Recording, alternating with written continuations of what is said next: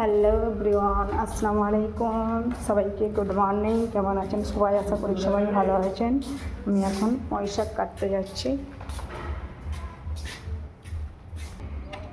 লাউ গাছ কি সুন্দর হয়েছে, এই দেখুন। এই দেখুন পুঁই শাক গাছগুলো কত সুন্দর হয়েছে, দেখুন।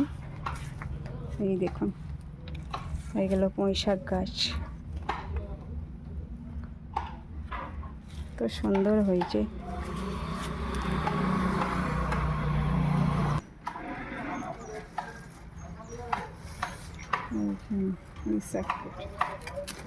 তো সুন্দর হয়েছে এই বন্ধুরা, দেখুন।